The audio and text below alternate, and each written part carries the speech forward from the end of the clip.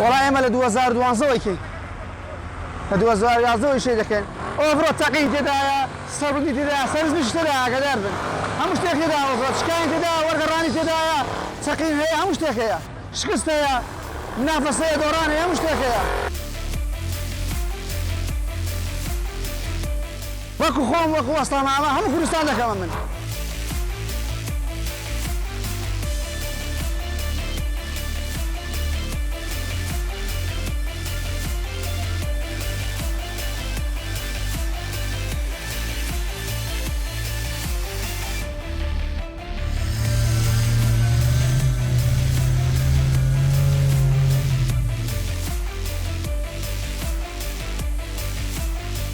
ئێمە گروپی ئۆڤرۆدی حاجیاوە کە ساڵانێکە وابزانام کۆنترین گروپین لە سەراستی کوردستان بەشدارین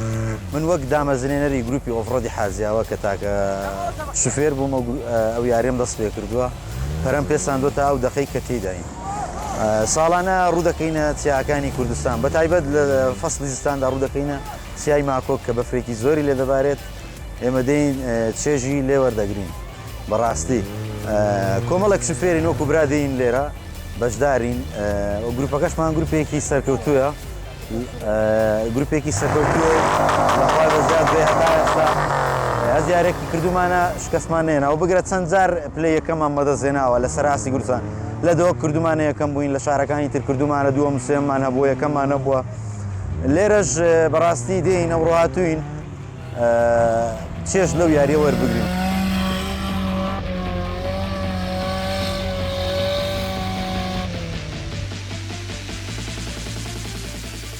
بەڕاستی دەمەوێت لەسەر لایانی پەیوەندیدار قسە بکەم لە زۆر کەمتەرخە من لەو ڕێگاوبانەی چیای ماکۆک کە هەر ئێمە نا کۆمەڵک هاوڵاتی دەوێ ڕوو بکاتە ئێرە جادەکەی زۆر خراپە وەک پێویست زاوڕی لێ نەدراوەتەوە ئێستا کۆمەڵێک خەڵک هاتووە لەو دی بۆ سیرکردنی ئەو نمایشە ڕێگا نییە بێتە ئێرە ڕێگاکە ڕێگای یەکسارەیە ئزیحامێکی زۆر دروست دەبێت جاگە بگرێت لایانی پەیوەندیدار ئەو جادەمان بۆ چاکەن بەڕاستی جێگای دەستخۆشیە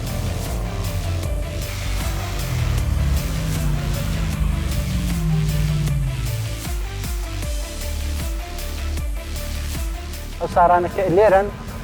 هەموو دەستکارکراون ساری احتیاجی ناتوانێت بێت ئەو جێگاکە ئێمە یاری لێ دەکەین چونکە پێویستی بە دەستکارکردنە تای بەرزی دەوێت ئەسیدی چاچی دەوێت مەچینەی چاچی دەوێت هەموو دەبێت دەستکار بکەن ئەو جا توان یاری ئۆڤڕۆدی پێ بکرێت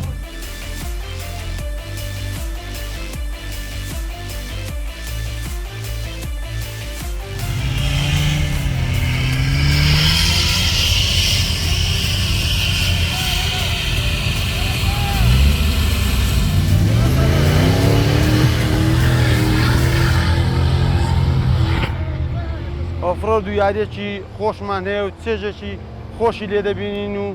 بە تایبەتی بەفر و گرد و بە تایبەتی بەفر چێژێکی خۆشی هەیە و سەلامەتەوە ئەو جابێلەوەی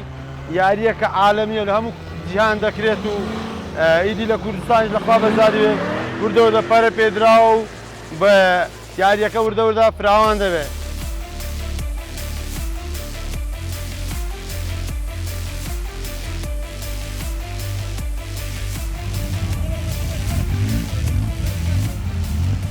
مەترسی لە گیردا هەیە لەناو بە فەرزانێتی لە هەندێک هەردەی ڕوشتیوە هەیە تێگەنا لەخوا بەزات بێ مەترسی بری بەش خۆ هێتی لە عنی 150 مەترسی برنجێ هەیە 150 مەترسیە جێ گرت هەیە 190 مەترسیە ئەت دەبی احتیاجی خۆت وەگری بەس ساغ دەورە بینی